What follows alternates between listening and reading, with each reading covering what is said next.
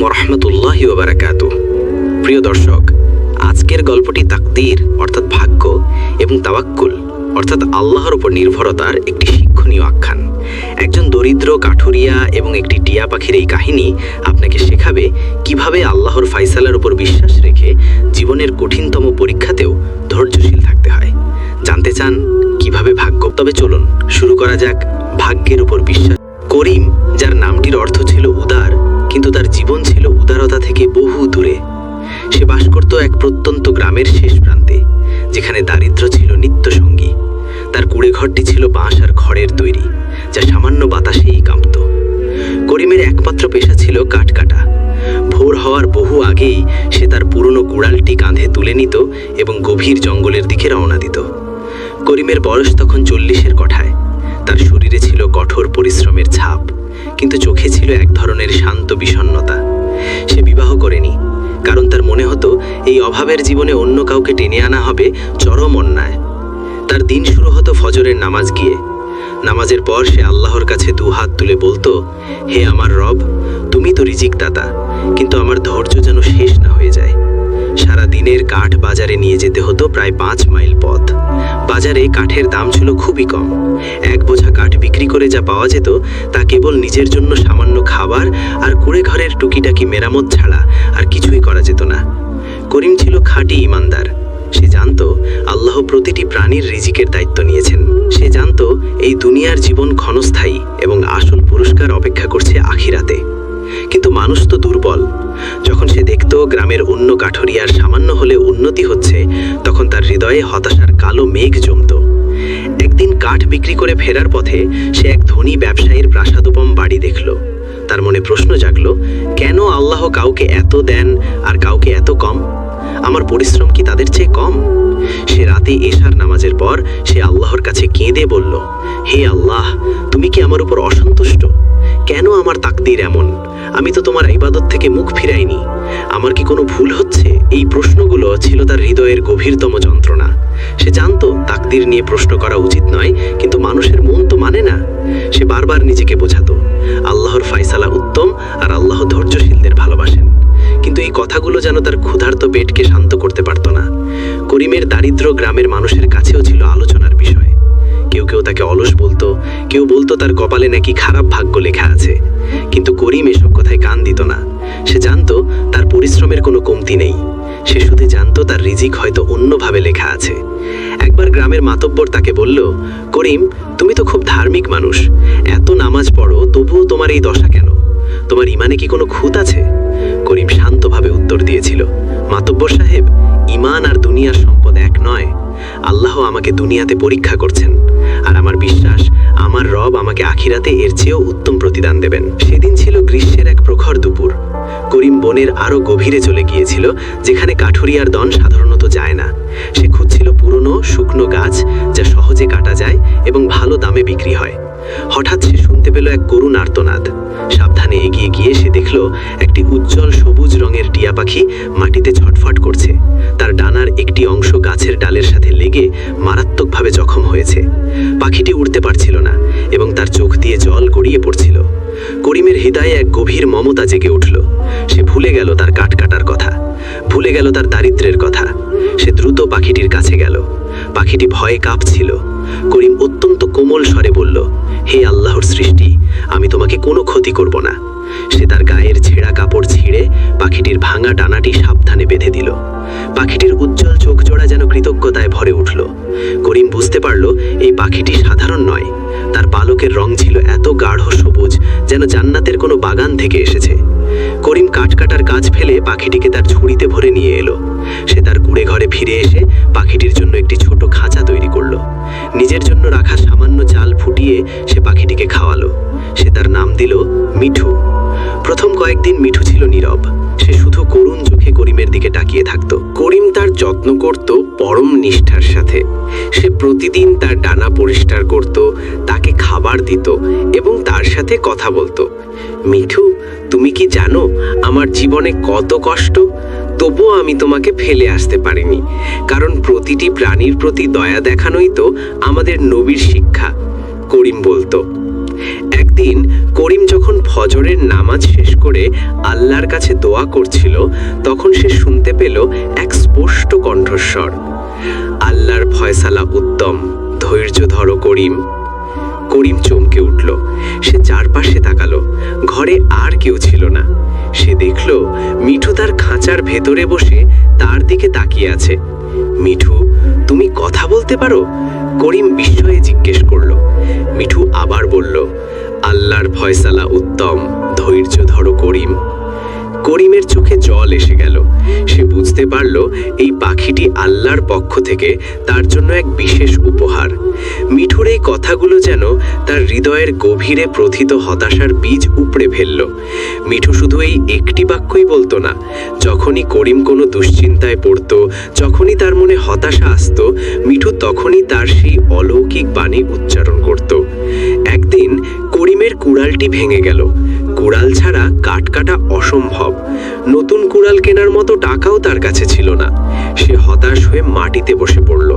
মিঠু খাঁচা থেকে চিৎকার করে উঠল, আল্লাহর ফয়সালা উত্তম, ধৈর্য ধরো করিম, তোমার রব তোমাকে ভুলে যাননি।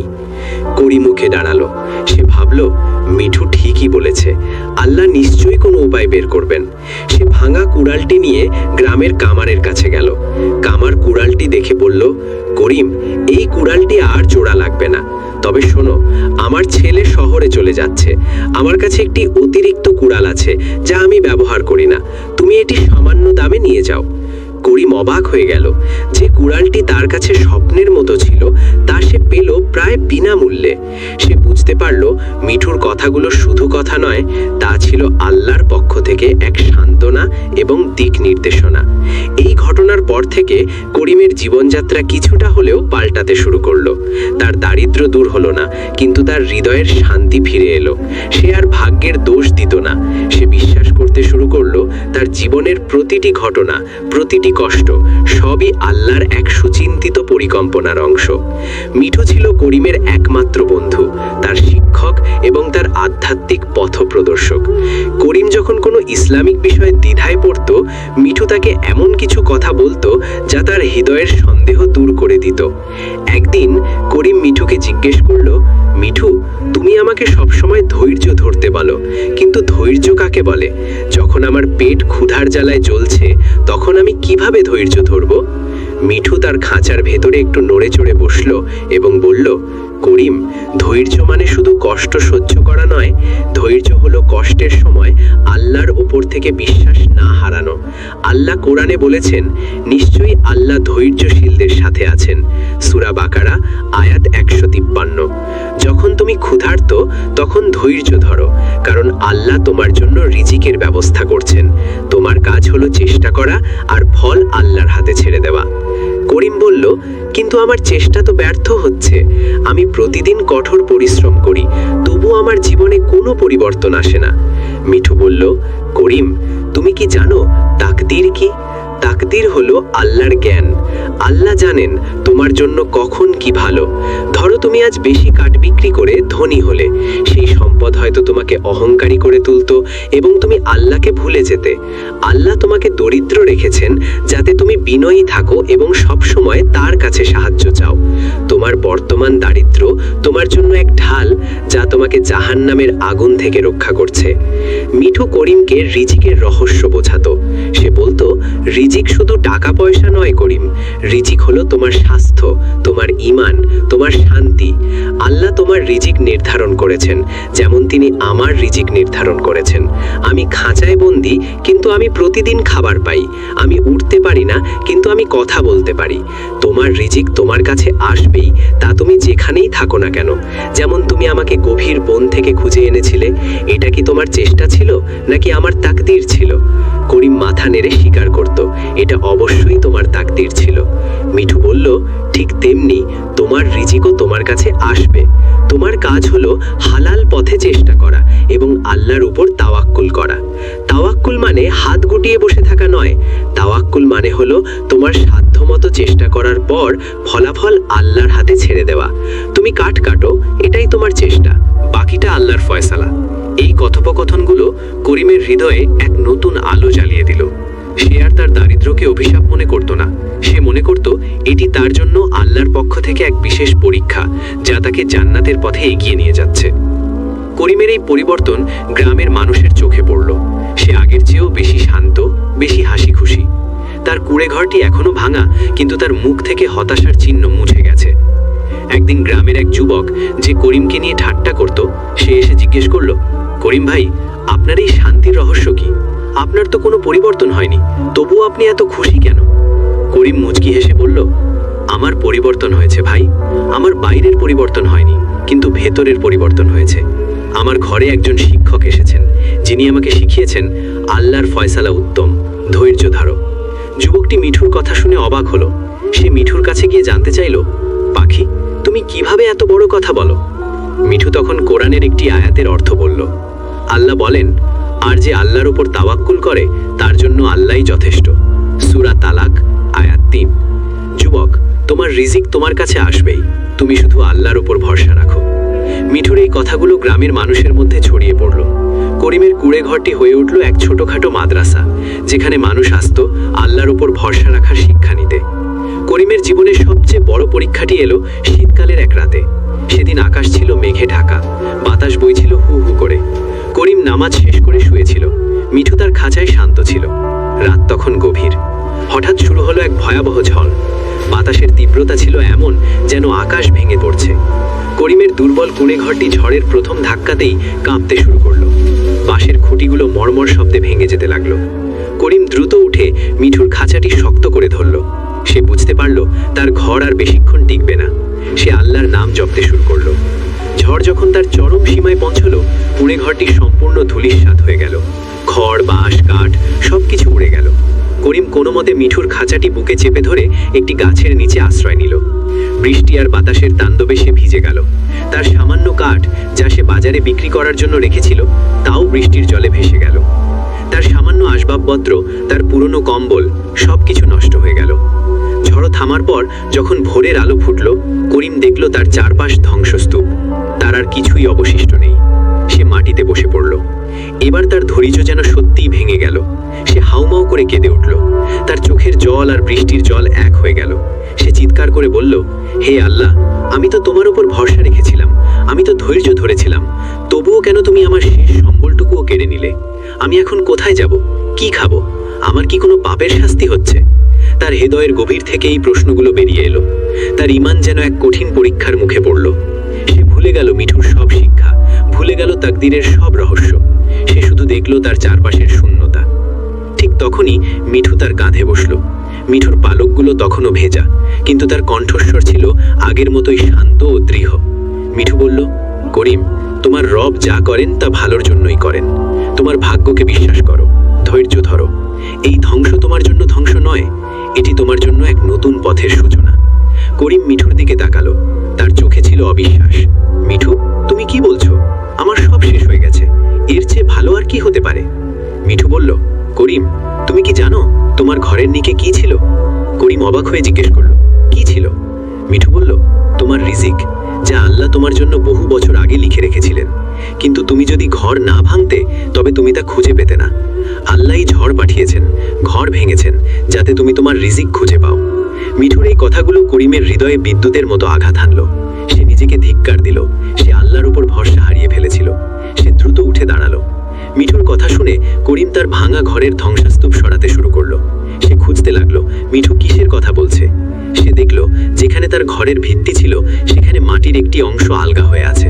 ঝড়ের কারণে মাটি সরে গেছে। সে তার হাত দিয়ে মাটি সরাতে শুরু করলো। কিছুক্ষণের মধ্যেই তার হাতে একটি শক্ত কিছু ঠেকলো। সে আরো মাটি সরালো এবং দেখল সেখানে একটি অত্যন্ত পুরনো মরিচা রধা লোহার সিন্দুক। সিন্দুকটি ছিল বহু পুরনো, হয়তো শত শত বছরের। করিমের চোখ কপালে উঠল। সে কোনোদিন ভাবেনি তার এই দরিদ্র কুঁড়ে ঘরের নিচে এমন কিছু থাকতে পারে। সে দ্রুত তার ভাঙা কুড়ালের হাতল দিয়ে সিন্দুকটির তালা ভাঙার চেষ্টা করলো। বহু কষ্টে তালাটি ভেঙে গেল। সিন্দুকের ঢাকনা খুলতেই এক ঝলক সোনালি আলো তার চোখে পড়ল। সিন্দুকের ভিতরে ছিল প্রাচীন আমলের স্বর্ণ মুদ্রা, হিরে, পান্না এবং মূল্যবান রত্ন। এত সম্পদ সে জীবনে কখনো দেখেনি। করিম আনন্দে আত্মহারা হয়ে গেল। সে বুঝতে পারল মিঠুর কথাগুলো কত সত্য ছিল। এই ঝড়, এই ধ্বংস, এই হতাশা সবই ছিল আল্লাহর এক সূচনা। সুচিন্তিত পরিকল্পনা। যদি ঝড় না আসতো, যদি তার ঘর না ভাঙতো, তবে সে কখনোই এই গুপ্তধন খুঁজে পেত না। তার দারিদ্র্য ছিল এই গুপ্তধনকে রক্ষা করার জন্য আল্লাহর এক কৌশল। সে মাটিতে লুটিয়ে পড়ল। এবার সে কাঁদছিল আনন্দের অশ্রু। সে শুকরিয়ার সিজদা করল। তার মুখ থেকে শুধু একটি কথাই বের হচ্ছিল, আলহামদুলিল্লাহ, আলহামদুলিল্লাহ। হে আল্লাহ, তুমি কত দয়ালু। তুমি আমাকে এত বড় পরীক্ষা দিয়েছ, আর তার চেয়েও বড় নিয়ামত দিয়েছ। মিঠু তার কাঁধে বসে শান্তভাবে বলল, করিম, এখন তুমি বুঝতে পারছো তাকদীর কি? তাকদীর হলো আল্লাহর পক্ষ থেকে তোমার জন্য লেখা এক সুন্দর গল্প। তোমার কাজ শুধু সেই গল্পের উপর বিশ্বাস রাখা এবং ধৈর্য ধরে অপেক্ষা করা। করিম মিঠুকে বুকে জড়িয়ে ধরল। সে বুঝতে পারল তার রিজিক পূর্ব থেকেই নির্ধারিত ছিল, আর সেই রিজিকের পথ খুলে দিতেই আল্লাহ এই পরীক্ষার ব্যবস্থা করেছিলেন। গুপ্তধন পাওয়ার পর করিমের জীবন সম্পূর্ণ পাল্টে গেল। সে তার সম্পদ দিয়ে প্রথমে একটি সুন্দর মজবুত বাড়ি তৈরি করল, কিন্তু তার মনে শান্তি ছিল না। সে মিঠুর কাছে গেল। মিঠু, তুমি আমার জীবন বদলে দিয়েছ।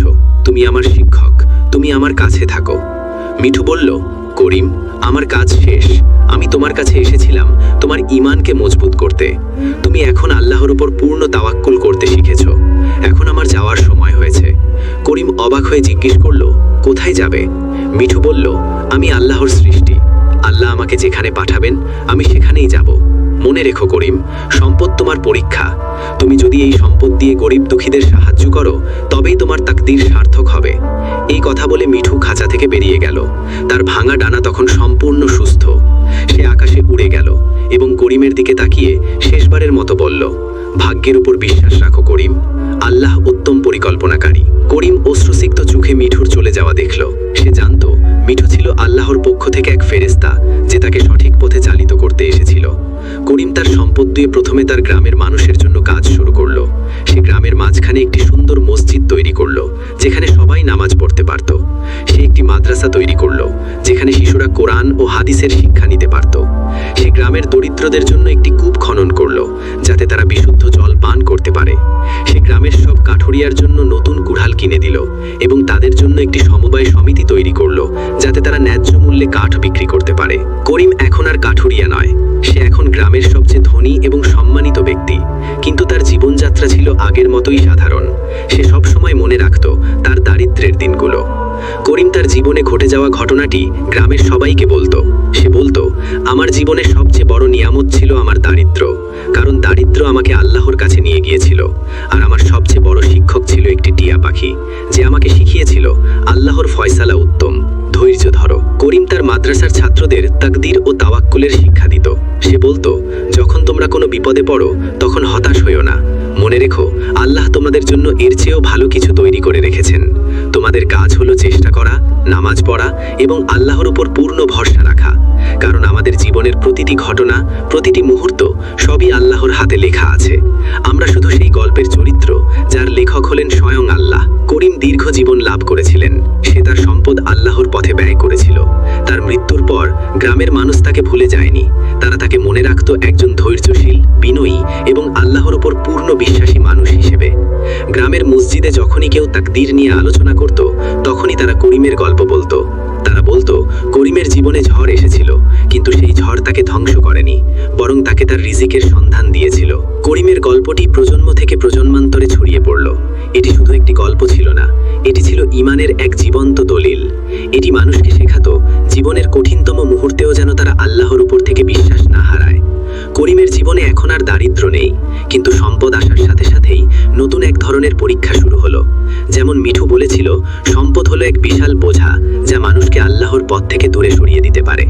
করিমের সরল জীবনযাত্রা রাতারাতি জটিল হয়ে উঠিল। প্রথমেই গেল গ্রামের মাতব্বর এবং কিছু প্রভাবশালী ব্যক্তির দল। তারা করিমকে অভিনন্দন জানাতে এলো, কিন্তু তাদের চোখে ছিল লোভ আর ঈর্ষার ছাপ। মাতব্বর বলল, করিম, তুমি এখন গ্রামের সবচেয়ে ধনী ব্যক্তি। তোমার উচিত এই সম্পদ গ্রামের উন্নয়নের জন্য ব্যবহার করা। করিমের হৃদয়ে আঘাত লাগলো। সে শান্তভাবে বলল, মাতব্বর সাহেব, আল্লাহ আমাকে এই সম্পদ দিয়েছেন। এর মালিকানা আল্লাহর, আমি শুধু এর তত্ত্বাবধায়ক। আমি আমার সম্পদ আল্লাহর পথে ব্যয় করব, কিন্তু তা আমার নিজের হাতেই থাকবে। আমি আপনার পরামর্শের জন্য কৃতজ্ঞ। এই ঘটনার পর মাতবর করিমের শত্রু হয়ে গেল। সে গ্রামে করিমের বিরুদ্ধে নানা মিথ্যা অপবাদ ছড়াতে শুরু করলো। করিম এই অপবাদ শুনে দুঃখ পেত, কিন্তু সে ধৈর্য হারাতো না। সে মনে মনে মিঠুর কথা স্মরণ করত। আল্লাহর ফয়সালা উত্তম, ধৈর্য ধরো করিম। সে জানত মানুষের কথা ক্ষণস্থায়ী, কিন্তু আল্লাহর সন্তুষ্টিই আসল। সম্পদ আসার পর করিমের চারপাশে ভিড় জমালো একদল মিথ্যা বন্ধু। তারা করিমের প্রশংসা করত, তার সাথে সময় কাটাতো এবং নানা অজুহাতে তার কাছ থেকে অর্থ সাহায্য চাইত। করিমের সরল মন প্রথমে তাদের বিশ্বাস করত, কিন্তু কিছুদিন পর সে বুঝতে পারল তাদের বেশিরভাগই ছিল সুযোগ সন্ধানী। তারা শুধু তার সম্পদ চায়, তাকে নয়। একবার তার এক তথাকথিত বন্ধু তার কাছ থেকে বড় অঙ্কের টাকা ধার নিয়ে আর ফেরত দিল না। করিমের মন ভেঙে গেল।